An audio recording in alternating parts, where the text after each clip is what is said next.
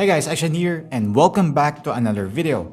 This time we have another NVIDIA GeForce RTX 3080 card, the Aorus Extreme GeForce RTX 3080 10G. We'll talk about the features of the card as well as NVIDIA features that make the Ampere architecture a compelling offer against the competition. Pero bago ang lahat, unboxing muna tayo. The box contains of course yung features ng card, GeForce RTX 3080, 10GB of GDDR6 VRAM, and Aorus specific features and design highlights nung card sa likod. Opening the lid, we have the documentation which contains yung quick start guide and warranty card. Underneath is yung card and then yung Aorus Extreme robot which is a limited edition freebie. Also yung Aorus metal sticker for your casing. Now on the card. I think at first glance, ito yung pinakamalaking RTX 3080 card na nakita ko so far. Featuring their max coverage cooling solution. It features 2x 115mm and 1x 100mm fans with wind claw design and alternate spinning, completely covering the angular heatsink fins with air pressure while preventing turbulence. Meron ding itong screen cooling which allows the airflow to pass through sa backplate para mas ma-dissipate ang heat. Also, meron ding vapor chamber at heat pipes na malaki, working similarly to transfer heat and dissipate it away from the GPU and VRAMs. Mabigat yung card, so make sure to have an anti-sag device just in case. Kasi it occupies 4 slots in the PCIe expansion slot space, so malaki talaga siya. The backplate was metal, covering almost entirely the back PCB. There's also 6 input ports for the card, 3 display port, 1.4A, 2 HDMI 2.1, and 1 HDMI 2.0 port in the middle. May toggle switch then for dual bias mode, one is for performance overclocking mode, and one is for silent mode.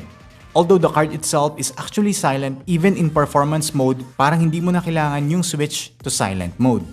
Also, notice na it uses 3 PCIe power connectors with power LED indicators, with Aorus recommending at least an 850-watt power supply yung gamitin mo.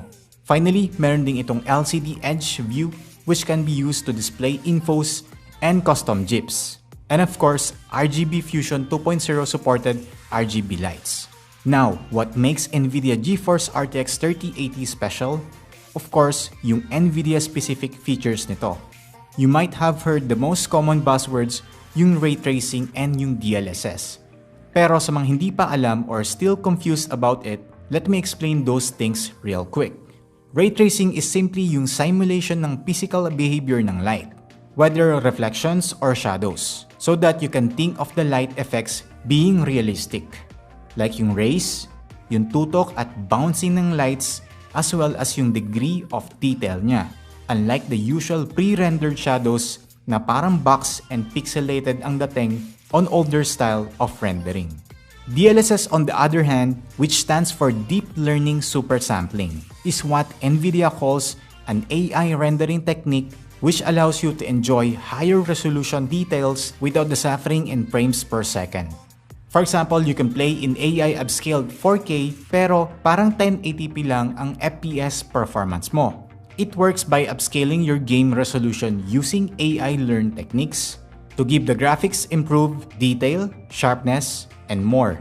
Ika nga everything just works. There's also some new NVIDIA software features which I like to explain pero we'll talk about them later. Since I'll have to build this system first with these parts in order for us to test this card real quick. So without further ado, let's build this full Aorus gaming PC featuring the GeForce RTX 3080 Aorus Extreme 10G.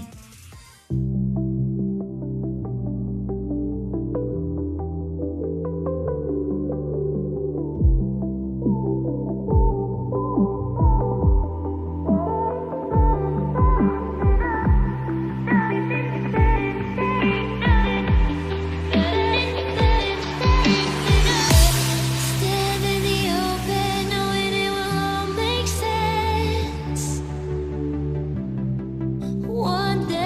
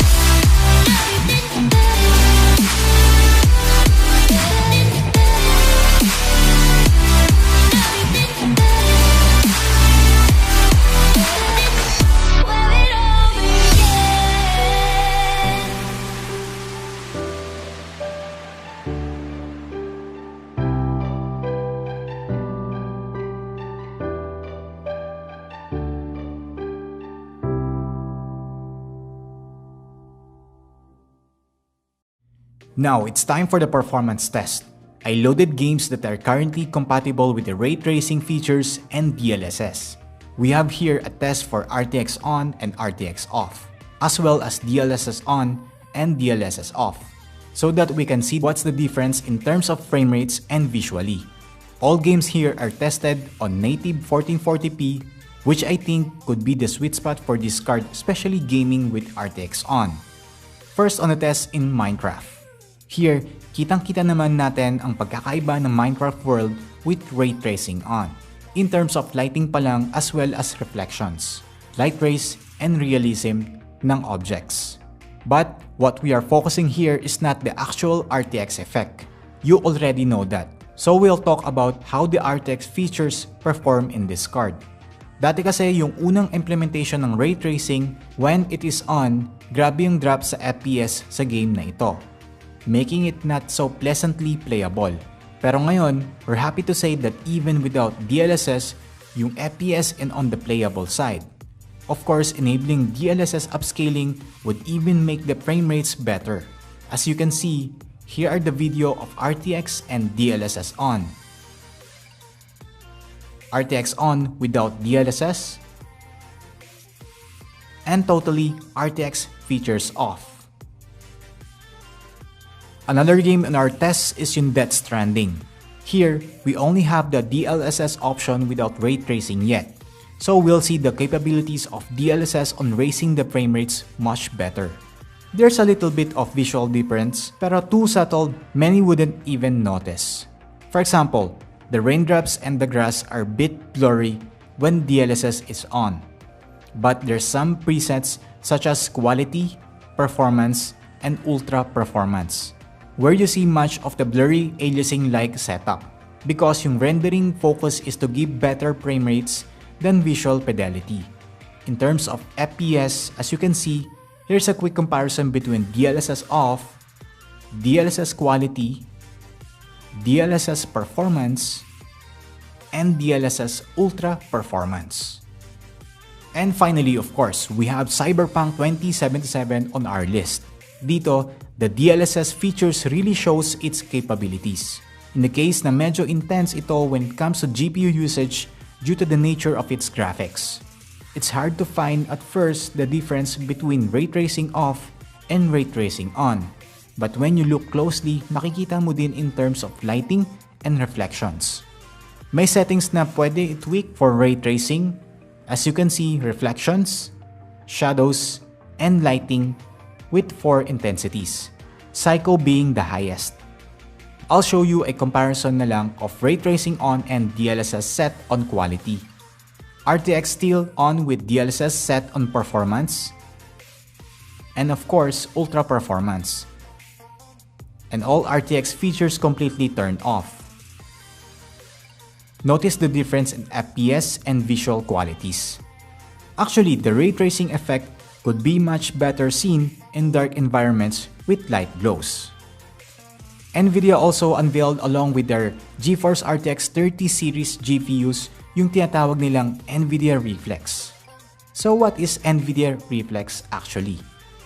According to Nvidia Reflex works by reducing system latency or click-to-display latency, which is possible through their GPU, G-Sync display, and software technologies that can measure and reduce system latency altogether.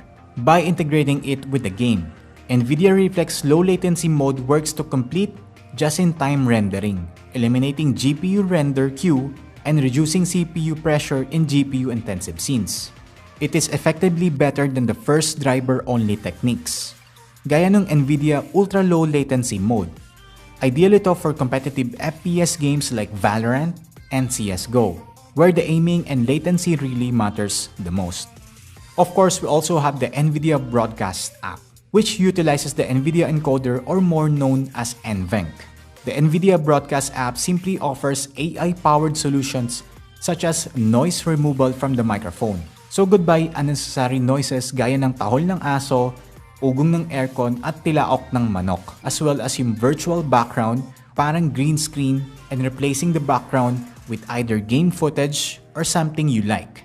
And lastly, yung auto frame feature, which automatically zooms in or out. keeping you in the center of the frame by tracking your head movements. It's like having your own camera person. It can be used not only in games, but also in any other live stream functions, such as video conferencing with Zoom or Skype. It can be used with any RTX-enabled GPUs, which uses their dedicated Tensor Core AI processors to aid in making the magic possible. Finally, let's go back to the card itself. For me, isa tong card na overbuild pero well thought ang design. In terms of features, full pack ito, and maybe we can say that it's really extreme for the RTX 3080. Okay siya in terms of design and performance. Of course, as we expect. And aside sa laki niya, which might be a problem for small cases. Can't find anything else na pwedeng maging complaint dito. So there you have it. Thank you guys for tuning in. This has been Action. So like the video, subscribe, and I'll see you on my next video.